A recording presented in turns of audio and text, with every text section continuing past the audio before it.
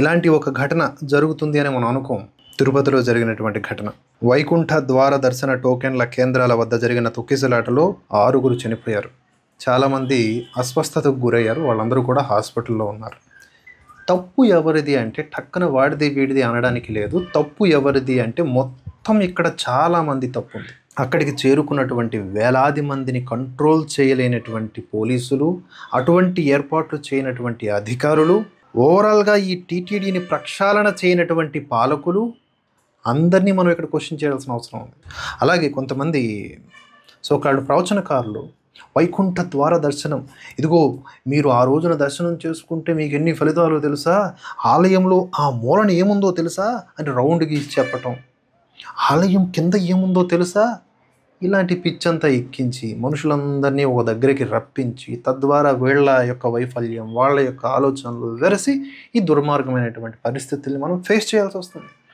ఈరోజు ఎన్ని కుటుంబాలు బాధపడతా ఉన్నాయి. అల్లు అర్జున్కి సంబంధించినటువంటి కేసు విషయంలో ఒక వ్యక్తి చనిపోతే ఎంత రచ్చ జరిగిందో అంతకంటే ఎక్కువ రచ్చ ఇప్పుడు జరగాలి కదా. దీనికి బాధ్యులైన వాళ్ళు ప్రతి ఒక్కరిని కఠినంగా శిక్షించాలి కదా. డిఎస్పి యొక్క నైరాస్యం వల్లనే ఇదంతా జరిగిందని చెప్తున్నారు సాక్షాత్తు సీఎం గారు. నేను ఇక్కడ చంద్రబాబు నాయుడిని, అలాగే దేవాదాయ శాఖ మంత్రిని, డిప్యూటీ సీఎం పవన్ కళ్యాణ్ గారిని, హోమ్ మినిస్టర్ అనిత గారిని, టీటీడీ చైర్మన్ గారిని, ఈవో గారిని అందరినీ అడుగుతా ఉన్నా, ఇదంతా మీ తప్పు కాదా? అక్కడికి చేరుకున్నటువంటి భక్తులు మొట్టమొదటిసారి చేరుకున్నారా? ప్రతి ఏడాది జరిగేటటువంటి విషయమే కదా ఇవి ఏర్పాట్లు. వైకుంఠ ఏకాదశిని పురస్కరించుకొని తిరుమల శ్రీవారి వైకుంఠ ద్వార దర్శనం కోసం తిరుపతిలో 8 కేంద్రాల వద్ద స్లాటెడ్ సర్వదర్శనం టోకెన్ల జారీకి టీటీడీ అధికారులు ఏర్పాట్లు చేశారు. ఈ నెల 10, 11, 12 తేదీలకు సంబంధించి మొత్తం 1,20,000 టోకెన్లను జారీ చేయనున్నట్లు ప్రకటించారు. 9వ తేదీ గురువారం ఉదయం 5 గంటలకు టోకెన్ల జారీ ప్రక్రియ ప్రారంభించనున్నట్లు వెల్లడించారు. దీంతో బుధవారం ఉదయం నుంచే రాష్ట్రంతో పాటుగా పొరుగునున్నటువంటి తమిళనాడు, తెలంగాణ, కర్ణాటక నుంచి పెద్ద సంఖ్యలో భక్తులు ఈ కేంద్రాల వద్దకు చేరుకున్నారు. బుధవారం సాయంత్రానికి భారీ సంఖ్యలో పోగయ్యారు. మొత్తం 4 ప్రాంతాల్లో తొక్కిసలాట జరిగింది. తొలుత జీవకోన వద్ద ఉన్న జిల్లా పరిషత్ ఉన్నత పాఠశాల వద్ద స్వల్ప తోపులాట చోటు చేసుకుంది.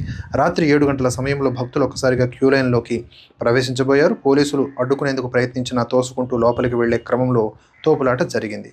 ఎస్పీ సుబ్బరాయుడు అక్కడికి వెళ్లి పరిస్థితిని అదుపులోకి తెచ్చారు.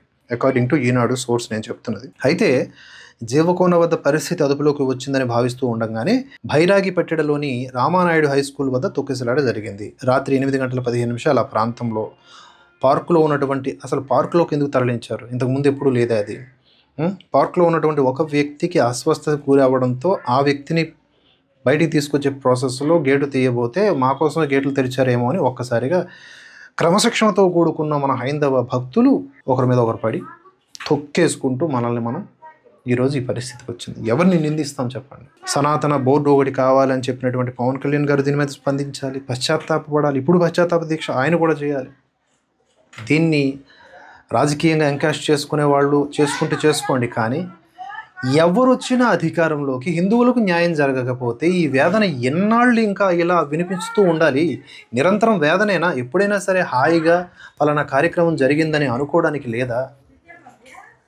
కోట్లాది మందితో కుంభమేళాన్ని ఏ విధంగా ఏర్పాట్లు చేస్తున్నారో చూడండి.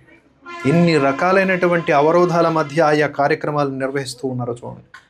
ఇక్కడ లక్షలాది మందిని కూడా హ్యాండిల్ చేయకపోతే ఎలాగా? వేల కోట్ల రూపాయల ఆదాయం టీటీడీకి వస్తుంది కదా. కొన్ని వందల మందిని, వేల మందిని బందోబస్తుకు ఏర్పాటు చేయొచ్చు కదా. ప్రైవేట్ సెక్యూరిటీని ఏర్పాటు చేయొచ్చు కదా. బారికేడ్లు నిర్మించవచ్చు కదా. ఏమైంది అసలు మీ అధికారుల పనితీరు ఇంతేనా? ఇక్కడ గుర్తుపెట్టుకోవాలి మనం, ఈ అధికారులు శాశ్వతం, పాలకులు మారుతూ ఉంటారు. ఈ అధికారులకు ఉంటుందండి బలుపు ఒక్కొక్కరికి అన్ని విభాగాల్లో. అందులో ఎంతమంది అన్యమతస్తులో వాళ్ళకి ఇలాంటివి జరిగితే చాలా ఇంపార్టెంట్. ఇలాంటివి జరగాలి వాళ్ళకి.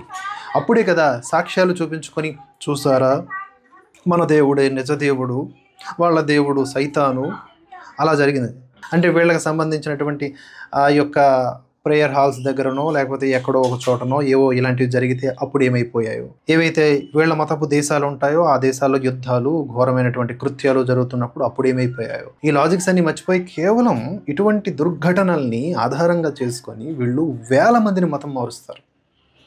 అందుకని హిందూ భక్తుల యొక్క ప్రాణాలని మనం చాలా జాగ్రత్తగా కాపాడుకోవాలి.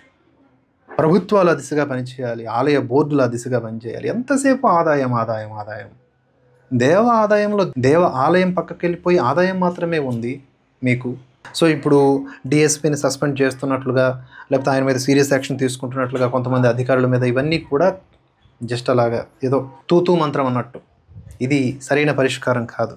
అన్ని ఆలయాలు కూడా, వాటికి సంబంధించిన బోర్డులు కూడా ఈ రాజకీయ నాయకుల పనికి మాలిన రాజకీయ నిరుద్యోగుల కేంద్రంగా మారకూడదు. ఏమి అర్హతను చూసుకొని అబ్బా నాకు అర్థం కాదు, టీటీడీలో కానీ ఇతర ప్రధాన ఆలయాల్లో బోర్డుల్లో మెంబర్స్గా పెడుతూ ఉన్నారు, చైర్మన్స్గా పెడతా ఉన్నారు. ఏం ఆధారంగా చేసుకొని, ఏం అర్హత చూసుకొని? మా బోటి వారిని పెట్టి చూడండి, ఒకసారి అవకాశం ఇచ్చి చూడండి ఎలా చూపిస్తామో. ఇప్పటిదాకా అన్యమత ఉద్యోగులను తొలగించారా లేదా తెలియదు. ఊరకనే ఊకదంపుడు మాటలు మాట్లాడేస్తారు, పోతారు, జనాలు మర్చిపోతారు. ఆ కొండ మీదకి ఎక్కిన వాళ్ళు అందరూ సెక్యులర్లే, వాళ్ళకి ఇవి అర్థం కాదు. ఏదో వినేస్తారు, ఆ రోజే గుడికి వెళ్ళిపోవాలా, ఆ రోజే ముక్తి పొందేయాలా, ఇలాంటివి చెప్తే మళ్ళీ ఇంకేదో మమ్మల్ని అంటారు. టీటీడీ లైవ్ కూడా వస్తుంది కదా, విపరీతమైన జనం ఉన్న చోటుకు మనం ఎందుకు వెళ్ళాలి?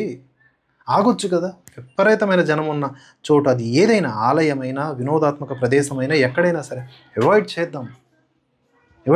దేశంలో బాగా జనాభా పెరిగిపోయారు. మనం ఏం సాధించారా స్వాతంత్ర్యం వచ్చిన తర్వాత అంటే, అప్పుడు 40 కోట్ల మంది ఉంటే ఇప్పుడు 140 కోట్లు అయ్యారు అంతే.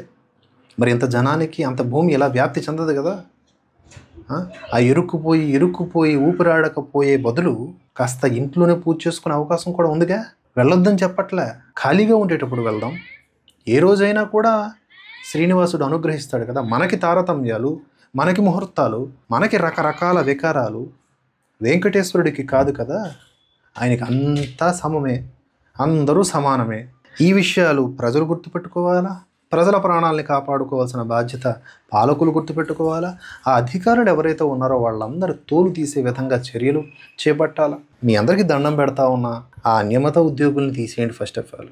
అలాగే ఇలాంటి పెద్ద పెద్ద జనసమూహం ఉన్న చోట ప్రైవేట్ సెక్యూరిటీని, పోలీసులు సరిపోకపోతే ప్రైవేట్ సెక్యూరిటీని అన్న పెట్టి, ఈ సినిమా వాళ్ళు ఈ బాడీ బిల్డర్స్ని పెట్టుకుంటారు కదా, అలా మనుషుల్ని పెట్టి, వాలంటీర్స్ని పెట్టి చక్కగా ఏర్పాట్లు చేసుకుంటే డబ్బులు ఉన్నాయి కదా. కొన్ని డబ్బులు లేవు అంటే ఏదో మనం అనుకోవచ్చు.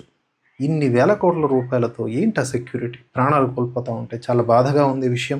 చనిపోయినటువంటి వారందరికీ కూడా వారి ఆత్మ వైకుంఠానికే చేరుకోవాలి అని మనస్ఫూర్తిగా ప్రార్థిస్తూ, అలాగే వారి కుటుంబాలకు సంతాపాన్ని వ్యక్తం చేస్తూ, ఇటువంటి ఘటనలు పునరావృతం కాకూడదని మనస్ఫూర్తిగా కోరుకుంటూ, ఏవైతే ఈ మత మార్పిడి మాఫియా గ్యాంగులు దీన్ని ఉదాహరణగా చూపించుకొని మరిన్ని మత మార్పిళ్ళు చేయకుండా ఉండాలని ఆ వెంకటేశ్వర స్వామిని కోరుకుంటూ, పవన్ కళ్యాణ్ గారు, చంద్రబాబు నాయుడు గారు, ఇక మిగతా అంతా మీ పరివారం అంతా ఇప్పటికైనా కాస్త ఆలోచించండి, దయ చూపండి.